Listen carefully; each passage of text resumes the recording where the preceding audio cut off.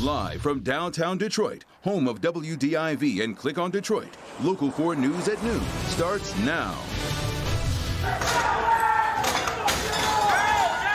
It's being called one of the darkest days in American history. The U.S. Capitol under siege by its own people. Trump supporters storm the building, forcing lawmakers to take shelter. We heard pounding, gunshots, smelled tear gas. But the outcome of the election was always going to be the same. Joseph R. Biden Jr. of the state of Delaware has received 306 votes.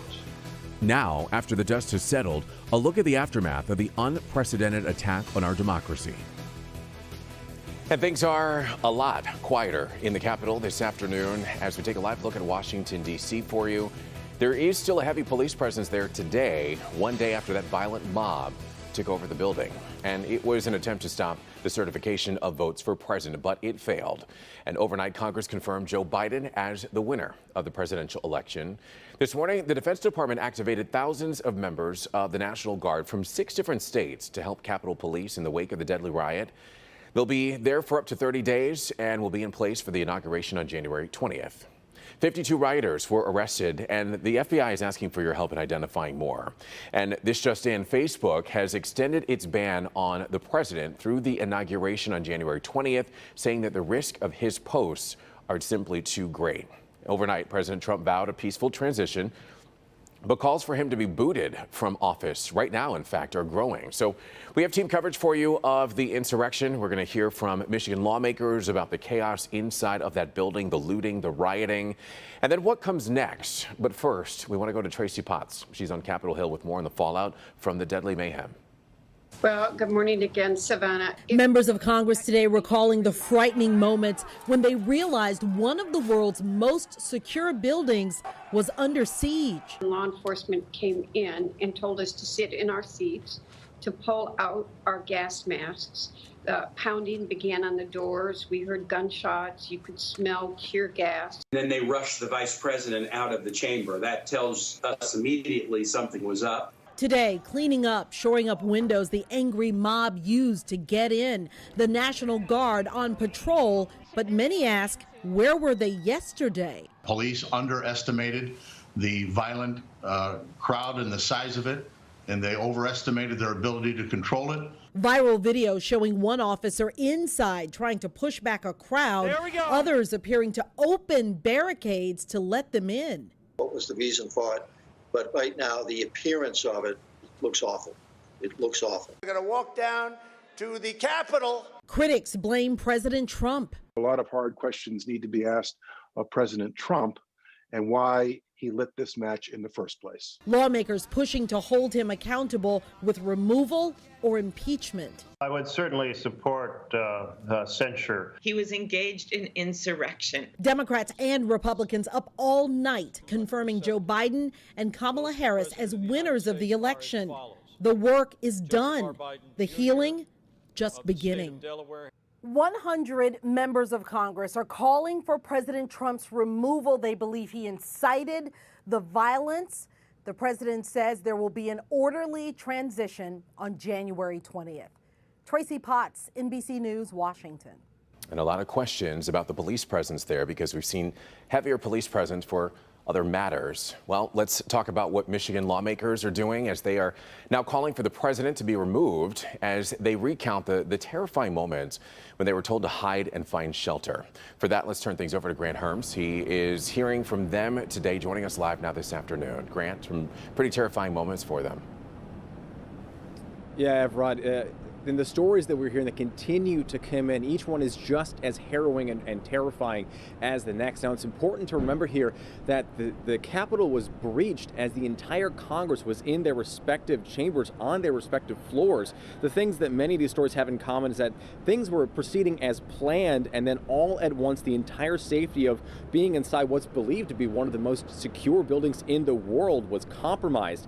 In the Senate side, Senator Debbie Stabenow described chaos and some confusion to us today and said many staffers were visibly upset after they were in their safe location. And in the House, Congresswoman Debbie Dingell told you this morning, Evrod, that representatives, including Representative from Michigan Bill Huizenga, worked to barricade their own chamber before evacuating. They opened some back doors, and without telling us exactly what was happening, they just started yelling, go, go, go, go, go. And it's like something out of a movie where you're evacuating a building. And we went down several flights of stairs into the tunnels to another office building where we stayed for many hours. Law enforcement came into the chamber, told us to sit in our chairs, to take the gas masks out from underneath, to be ready to get on the floor very quickly. Some of my colleagues, most of them were former veterans. Bill Huizenga was one of them, were taking benches and try to help secure the chamber. And then we heard pounding, gunshots, smelled tear gas, and were ultimately evacuated. Evrod, there are still a lot of questions about what happens next, a lot of questions about what led up to that attack, the lack of police presence. Debbie Stabenow told us today that investigations have already started about law enforcement at the Capitol. More questions about what happens to those members of Congress who voted to object to further these false claims about a stolen election, including 3 members of Michigan's delegation, and ultimately what should happen to the president. We'll have more on that today at 4 and tonight at 5 and 6. Back to you. Yeah, we'll definitely be tuning in for that, because those are some serious questions that definitely need some serious answers. Grant, thank you. Meanwhile, staff members are back at the state capitol this afternoon after it was temporarily closed for a bomb threat. We're told that state police brought in the bomb squad and a K-9 unit to inspect the building, and an all clear was later given. In the meantime, state representatives are responding to yesterday's events at the U.S. Capitol, and they say that this should be a wake-up call to every American. I encourage all of us to take another breath and take the time we need to reflect on, process these events. We must continue to defend the truth. We must continue to engage and protect our democracy. We must hold those who fomented the violence accountable. We must take peaceful, nonviolent action and defend the truth. This is what it means to be a strong democracy. Representatives say they are working to draft legislation to ban guns at the state capitol. Of course, we'll continue to cover the siege at the Capitol throughout the day for you as we gather a reaction from lawmakers and hear from people who were there during those scary hours and talk to security experts. A lot of questions to get answers from, and we're going to have that for you coming up at 4, 5, and 6 o'clock right here on Local 4. And we'll bring you any updates as they happen also on clickondetroit.com. Right now, we want to get to some breaking news out of Gibraltar. That's where state police need your help this afternoon to find this missing 2-year-old boy. Troopers say Justice Kelly was removed from a home by his father, Maurice Kelly, and we're told that the father violated a personal protection order. They were last seen in a 2015 black Lincoln MKZ. The license plate is there on your screen. It reads EFZ 2732.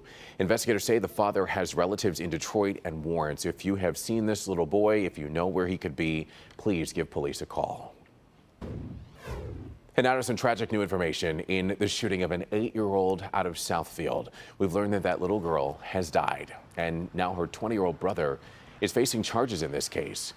Victor Williams is following the story for us this afternoon. And Victor, I understand that officials just wrapped up a news conference. Any new information out of that? Well, no new information other than what you just said, unfortunately, with this young girl unfortunately passing away. Police are saying that this was not an accidental shooting whatsoever. And now we're also learning more about the person accused of doing this to her own flesh and blood. 20-year-old Giassi Arnez Stribling is accused of the unthinkable, shooting his younger sister, 8-year-old Bailey Singleton, at the 12 North apartment building in Southfield. It was hard for Police Chief Elvin Barron to describe the emotional toll the shooting had on his responding officers that made it to the scene just 3 minutes after Bailey was shot. Stribling was said to have been uncooperative when police arrived to the scene, allegedly fabricating a story that Bailey had been shot during an attempted robbery. Police said that he even tried to hide the handgun that was eventually found by officers nearby. A motive is unclear at the moment, but the details of what led to the shooting are said to be so disturbing that they can't be released at this time. The chief, however, says he wants Stribling prosecuted to the fullest extent of the law. It's stressful for us. It's stressful for me to stand here before you and control my emotions when you talk about an 8-year-old child. But we have a job to do. We have investigations that we have to ensure are thorough, they're complete, and we want to preserve this evidence because I do not want this individual released. This is a heinous crime. It should not have happened, and we're confident in this case that this person will serve time in prison. Now, originally, Stribling was charged with assault with intent to murder along with felony firearm, but those charges are going to be upgraded now that this little girl unfortunately has passed away. It will now be open murder and felony firearm. In the meantime, this guy is going to be held at the Oakland County Jail with no bond. Victor Williams, Local 4. Back to you. So sad, Victor. Thank you for the update there. We've got much more to come right here on Local 4 News at noon, starting with Brandon and a look at the forecast. And during the commercial, look out your windows to the north. What do you see? Thinning the clouds a little bit. We're going to look for some sunshine next. Thank you, Brandon. And the world reacts to the siege at the Capitol. That's coming up next.